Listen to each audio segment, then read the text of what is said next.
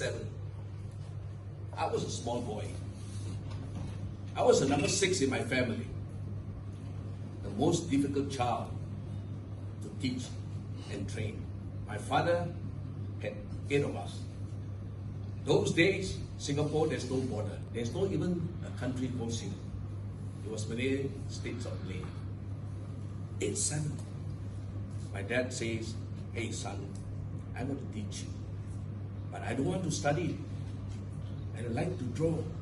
I flunk English, I flunk Chinese, I flunk maths. Those were the 3 important subjects.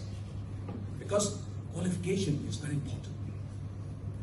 My eldest brother did well, Raffles Institution. He was a top-notch civil servant. Today retired, he should be 78.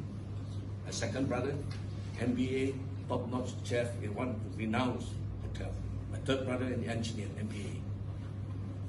My sister, black belt, Six Sigma, working in GE. My younger sister, MBA, PhD, school principal. My youngest brother, online specialist. This nerd flunked everything. Very hard to teach. So one day my dad said, "Hey son, I'm going to teach you." My dad worked in a small shop in Kim Cat Primary School. Those days he fed 8 of us. He said, "Son, 8-7. Remember tomorrow, 6 a.m. Remember tomorrow, 6 a.m. Remember tomorrow, 6 a.m. You come to my shop." And when I went to the shop, without fail, he has the DNA, and his DNA was son, discipline and attitude. If you have good discipline, you have good attitude, it will bring you to higher altitude. I never failed him for 6 months.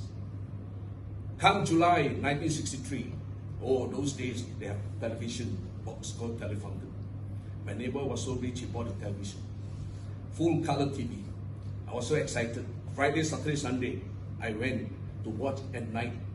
I forgotten on the Sunday night, I watched until 3 a.m. By the time I got to bed, I slept, I forgotten. I woke up on Monday, 6:10, 10 minutes. For my house to the school was only arm's length. I rushed there and put on. There I see the old man looking at me, and he turned around. I say, "Hi Dad." He catch me and give me a nice slap on my face. That slap, I hated him so much. That slap awakened me.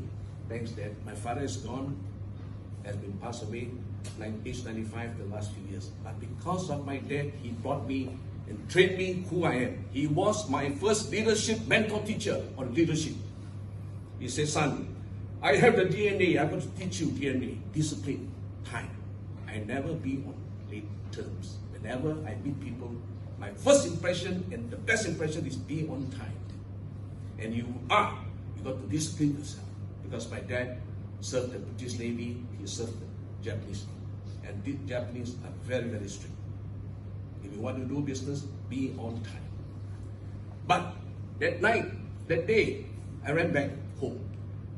I hated him so much, but when I reached home, my mom is my best ever loving mother.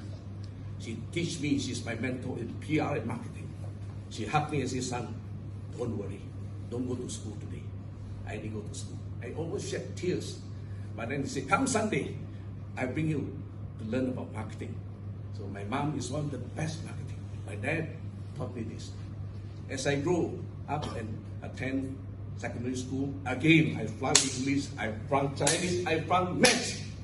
Why? Because after realizing 50 years later, I'm an autistic kid. I have autism. So, no difference. And then, I end up in Baharuddin Vocational Institute. Today, they are known as ITE. Those days, my first teacher, we were the first batch of guinea pigs we call it, 20 of us. My school teacher, Malay teacher, was Mr. Iskandar Jalil. Today, he's the Singapore top-notch pottery man. The first day we ran in class to sit, all of us, I was sitting right in front. We were all so scared, so timid. Right hand, he took one pile of mud and bang on the table and said, "All of you are just like this SHIT." We lost our self-esteem. It was so sad. We almost cried. And then he said, "Stand up." We didn't want to stand up. On his left hand, he brought the big vase he put Be yourself. Be yourself. Be yourself. You want to be yourself like this bus? Start working. Don't ever be late. Discipline yourself. For my school teacher, Mr. Iskandar Jalal, I learned the 3 H's of life. Heads on, plan with your head. Hearts on, work with your heart, and hands on. He taught me many, many things. So that's where it brought me to the next higher level. Because of this, when I graduated, I started working. I have so many ventures, I flunked, I failed.